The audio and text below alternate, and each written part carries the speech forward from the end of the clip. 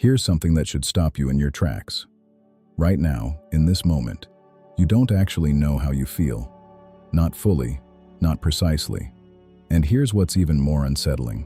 Neither does anyone else around you.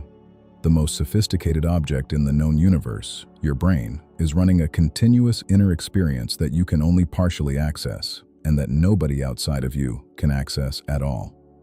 Welcome to the core problem of understanding the human mind.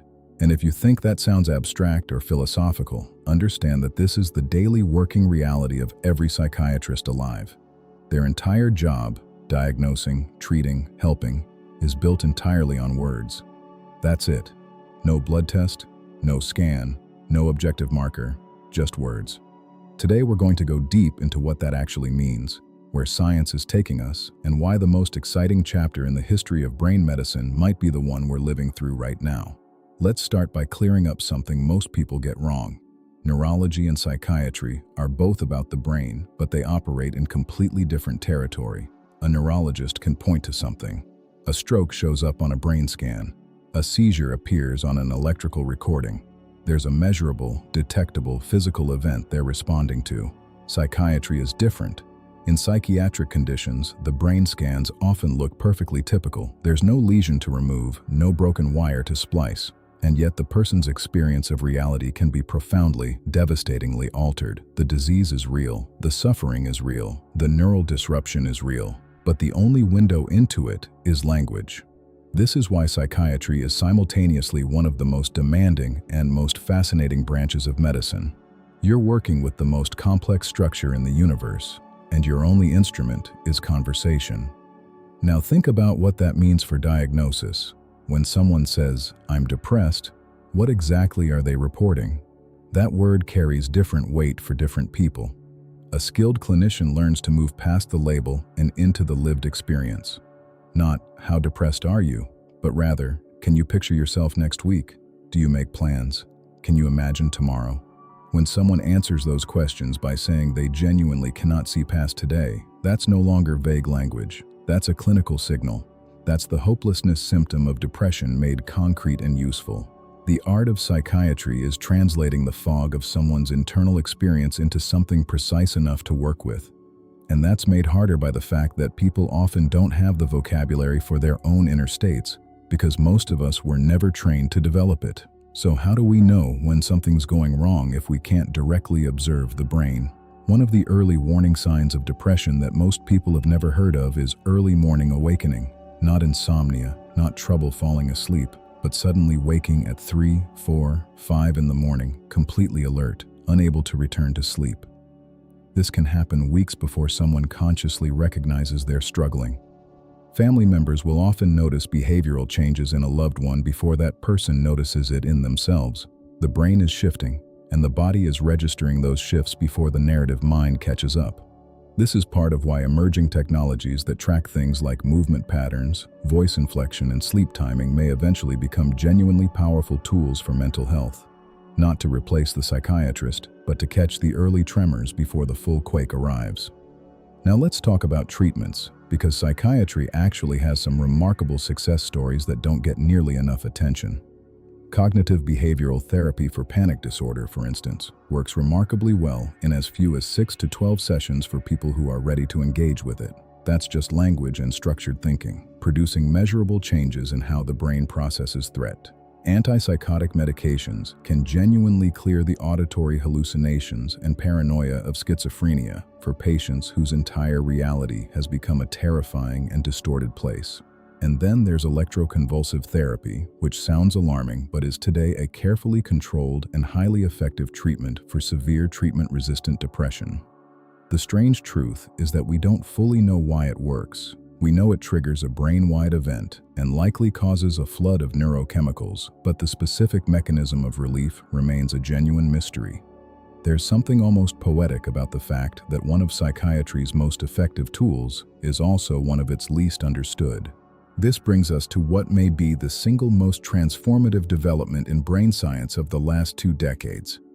About 60 years ago, a botanist in Russia noticed something strange in a dish of water near his laboratory. There were single-celled algae moving toward a light source, not randomly, precisely. If he made the light brighter, they backed off to an optimal distance. If he dimmed it, they moved closer. These tiny organisms were navigating by light using a single protein embedded in their cell membrane. When a photon hit that protein, it opened a tiny channel, ions rushed through, and that electrical signal guided the organism's movement. Scientists eventually realized something extraordinary. That same mechanism, ions rushing through a channel to create an electrical signal, is exactly how neurons in your brain communicate. Your neurons fire by allowing sodium ions to rush into the cell, generating an electrical pulse that passes the signal down the line. The algae protein and the neuron were speaking the same fundamental language. What followed from that realization is a technology called optogenetics. If you take the gene that codes for this algae protein and introduce it into specific neurons in a brain, those neurons become light sensitive. Then, using fiber optic technology to deliver precisely targeted light, you can turn specific groups of neurons on or off in real time with millisecond precision. Not a sledgehammer, a scalpel, a conductor cueing exactly the right instrument at exactly the right moment. The implications of this are hard to overstate. Using optogenetics, researchers have now demonstrated that specific circuits in the brain govern whether an animal facing adversity actively tries to overcome it or passively gives up. The difference between what we call grit and hopelessness is not purely psychological.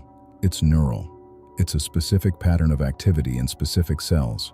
Researchers have mapped out dissociation, that strange state where you're aware of your body but feel disconnected from it, to a precise brain circuit, then confirmed that same circuit is activated in human patients experiencing dissociation in real time. They've taken animals with no visual input and played artificial visual experiences directly into their visual cortex by activating specific cells with light, and those animals behaved exactly as if they were actually seeing those patterns.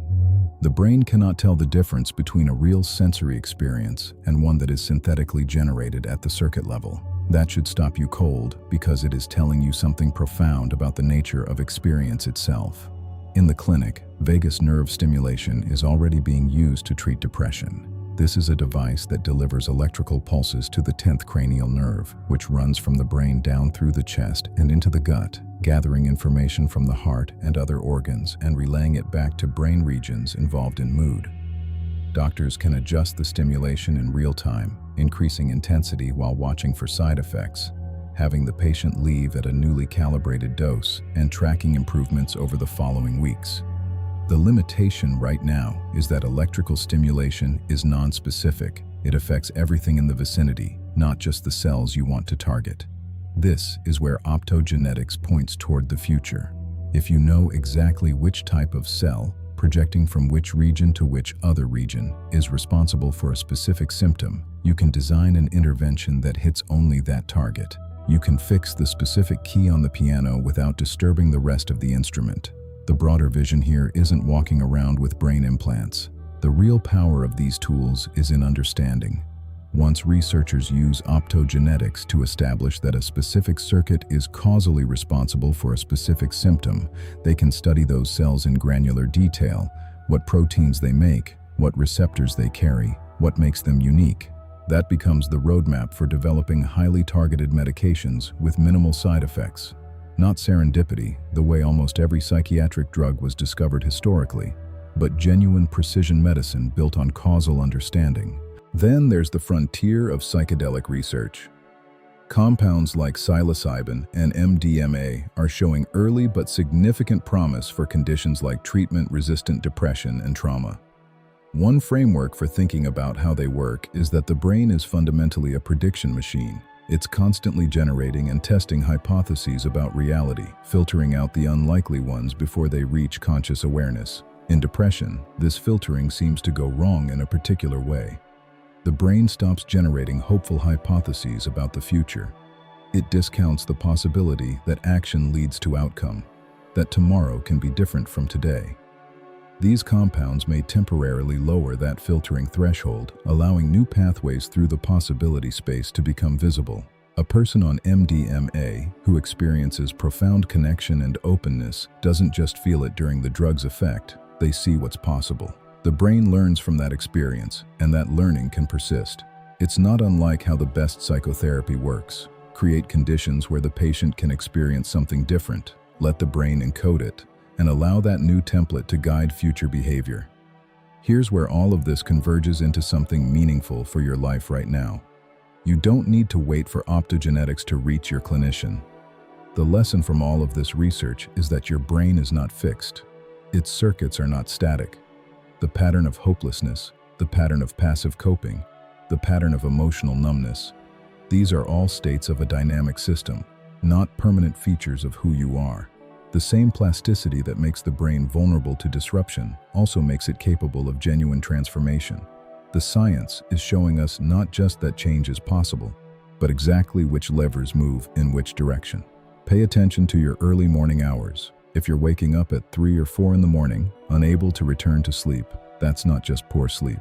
It may be an early signal worth listening to and worth discussing with a professional. Practice giving more precise language to your internal states. Not, I feel bad, but rather, can I picture next week clearly? Am I doing the things I normally care about? Am I generating forward motion in my mind? The gap between vague emotional noise and precise self-knowledge is trainable, and that precision is what makes the difference between recognizing something early and letting it compound. Here's your challenge this week. Spend 5 minutes in genuine stillness. No phone, no input, and just listen to your own thinking. Not to silence it, to observe it. Notice what kinds of thoughts come up when you stop feeding the noise. The entire field of neuroscience is trying to understand what happens in there. You have direct access. That's an extraordinary thing. Leave a comment below telling me what you noticed. Was it noise? Was it surprising? Was it hopeful? I want to know, because your inner data matters. And if this kind of content is moving the needle for you, consider sharing it with one person who needs to hear that science is coming for the hard problems, and that the trajectory is genuinely, rigorously, beautifully hopeful. Growth is not accidental, it's intentional.